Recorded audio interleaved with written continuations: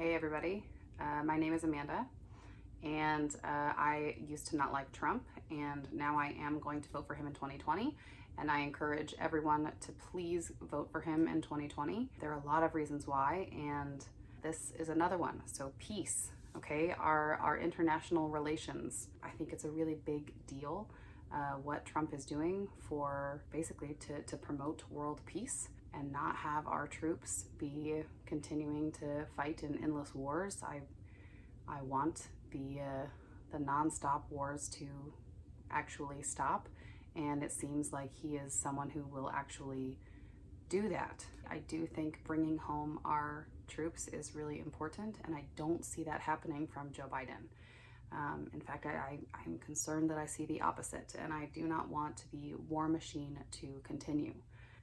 That's terrifying to me. So I really believe that voting for Trump is a vote to continue the progress that we've made in world peace. I mean, this man has been nominated for the Nobel Peace Prize 3 times for 2020. He was nominated for the Nobel Peace Prize twice for the 2019 for his efforts in Korea. We'll talk about it in a second. And already he's been nominated once for 2021. So for a year from now, he's already been nominated. So that's 6 nominations that I know about.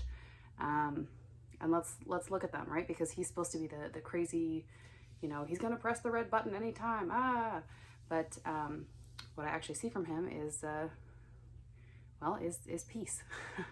So in 2019, he was nominated for the Nobel Peace Prize twice for his efforts to, you know, kind of calm down the situation in North Korea, and somehow that just gets glossed over. I certainly didn't remember hearing a lot of that in the news with him getting nominated for a Nobel Peace Prize twice. One of the times he was nominated was from the Prime Minister of Japan, Abe.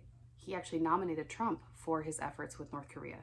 So this is not just some like random crazy person nominating Trump. You're talking about like the leader of Japan nominating him for what he's doing with North Korea. That's pretty impressive.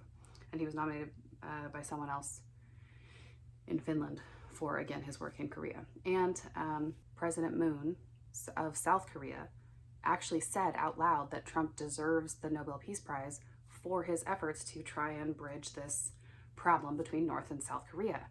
So, I mean, of course he didn't get it. I don't know if he ever will, but then in 2020, he was actually nominated 3 times for the Nobel Peace Prize, and he has 3 historic peace deals. It's incredible, and I don't understand why it's not all over the news everywhere. Just, you know, imagine in your mind, close your eyes and imagine that Obama had 3 historic peace deals made.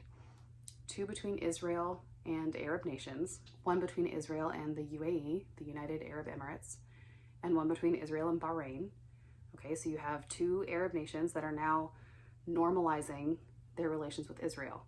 Okay, there have only ever been, since Israel's inception, 2 other peace deals between Arab nations and Israel. So literally Donald Trump, in the span of the summer of 2020, has doubled the amount of peace deals of Israel and Arab nations since, you know, for what, 70 years? If my math is correct, right? That's incredible. That's a really good thing. Imagine if Obama did that. Imagine, it would be everywhere. It would be wonderful breaking news, right? But I certainly didn't see that. Okay, they're called the Abraham Accords, these peace deals, and instead what I saw was like, oh, these are no big deal. This is not a big thing. It's being overblown, and or let's just not talk about it, you know, which is crazy, because I do believe that if it was someone on the other side of the aisle, I think it would have been a much bigger deal. It would have been applauded for their efforts to bring peace to the area, as opposed to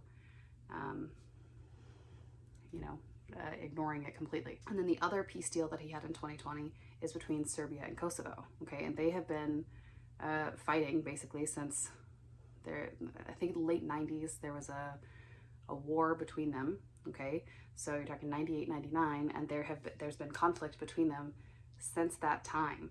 So you're talking over 20 years here, and they were able to, again, normalize economic relations between Serbia and Kosovo. And there is, at least a story I like, there's a lake between the two nations, and they can't decide. This is one of the things they fight about, is they can't decide like water rights or even the name of this lake. And post these kind of peace talks, they're calling the lake Lake Trump, okay? Because of the progress that has been made for these two nations to actually work together. That's incredible. Who even knows about that? No one. It's sad.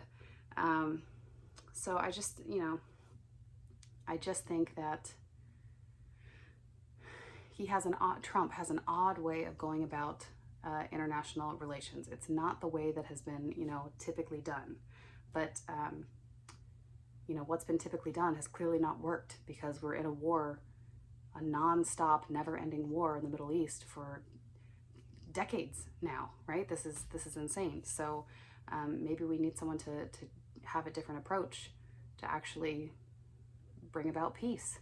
I feel like the media portrayal of what he's doing, or what his kind of foreign international relation policies are, it certainly made me very fearful at the beginning of his presidency. Like, dear God, we're going to be in World War III with him, because that's what I was fed, right? I was fed like, he's a maniac. He's, his foreign policy is bonkers. How dare he go against the grain? But it certainly seems to be working. My favorite, again, is just the media portrayal of this. So because Trump was nominated so many times for his peace efforts, The Atlantic put out a piece saying we should abolish the Nobel Peace Prize, because since Trump has been nominated for it, it's worthless, it's useless. Let's get rid of it, which is crazy. So I didn't see it before. Instead, what I saw before was like, my God, he's crazy. It's going to be the worst World War III ever. And now, instead, what I see is constant, never-ending attacks on his different way of approaching things, which is actually, which is actually getting stuff done. It's actually bringing about peace. So if you want peace in this world, please do not vote for someone who is in an administration that continued the never-ending wars, that did not stop these wars in the Middle East, that instead, we went into more places in the Middle East under Obama Biden. Please vote for someone who will not be sending our men and women in the military to these never-ending wars. Please vote for someone who's really bringing about peace. Even if you don't hear about it in the news, look it up. Look up his peace deals. Look what he's doing. It is impressive. It's against the grain, but it's working. Vote for Trump. Vote for peace.